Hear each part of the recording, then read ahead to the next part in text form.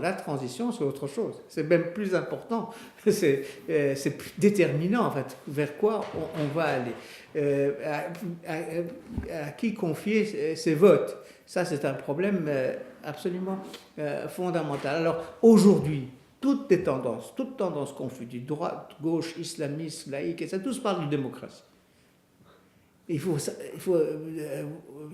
distinguer qui parmi eux sont véritablement des démocrates.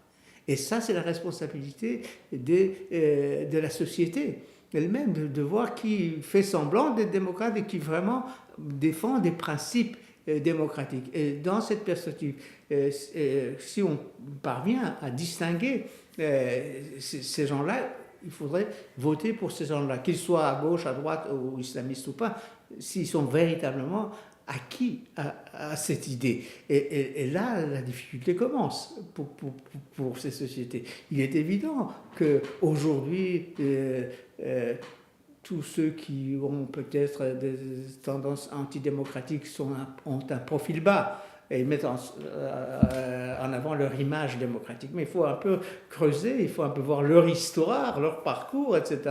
Et puis à ce moment-là, décider. Et je pense aussi, mais moi, c'est une pensée personnelle, laïque, je pense qu'il est impossible de construire une démocratie sans prendre une grande distance par rapport à la charia. Alors, tous ceux qui, d'une certaine façon, mettent en avant le retour à la charia, je ne pense pas que ces gens peuvent vraiment contribuer à la démocratisation. Je ne pense pas que ces deux concepts sont incompatibles.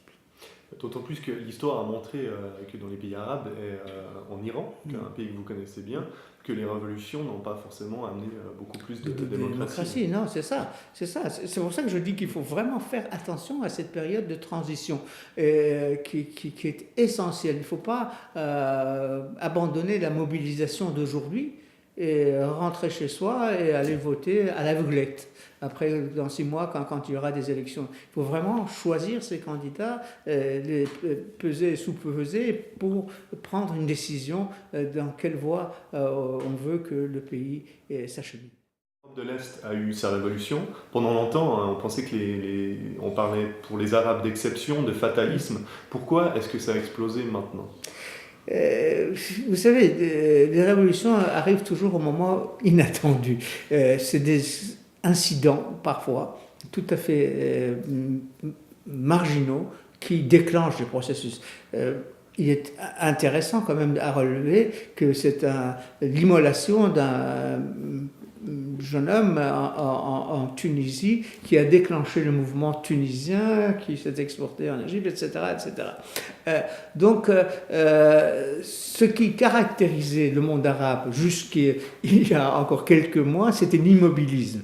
On voyait que le monde turc bouge, le monde iranien bouge, rien que dans les parties du monde musulman, ou bien que la démocratie se développe en Indonésie, etc. Pas dans le monde arabe, c'était vraiment la caractéristique principale. Mais cet incident a déclenché. Mais il faut dire que les conditions sociales étaient réunies pour que cet incident ait. Donc tout cela a été, je dirais, congelé sous la répression du pouvoir. Et très vite, la peur est tombée. Quand le mur de la peur tombe, les choses évoluent de façon très rapide. Parce qu'au fond, c'est la terreur qui maintient les dictateurs au pouvoir. Et le jour où on n'a plus peur des dictateurs, la dictature est terminée. Donc, c'est ça la leçon à tirer. Par rapport à l'Europe de l'Est, je voudrais quand même ajouter un élément qui est absolument important. D'abord, l'Europe de l'Est avait déjà, certains en tout cas pays de l'Europe de l'Est, avaient avant le communisme une expérience démocratique, ça c'est certain. Et puis, l'Europe de l'Est a eu cette chance que le monde arabe n'a pas. La chance de l'Europe de l'Est, c'est qu'elle a été prise dans les bras de l'Europe, de la communauté européenne pour l'aider dans son cheminement vers la démocratisation, etc. Le monde arabe n'a pas. Il n'y a pas une union, une organisation qui va prendre en charge cela, tout, encore une fois, l'importance d'une bonne transition. La transition est fondamentale. Vous savez qu'en sciences politiques, vous le savez très bien mieux que moi, certainement, que depuis l'effondrement du régime franquiste en Espagne, il y a toute une réflexion sur ce qu'on appelle la transitologie, comment on passe d'un système autoritaire à un système démocratique.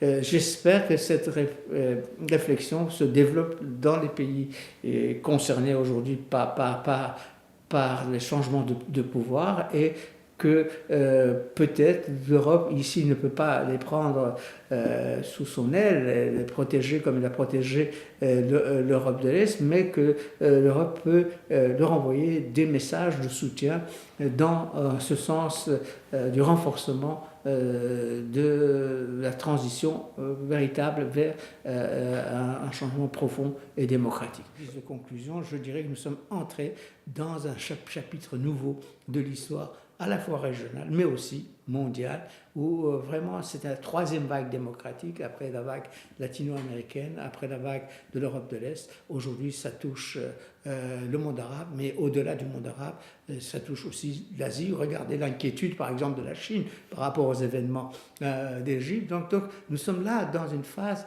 historique extrêmement intéressante à suivre et passionnante à étudier.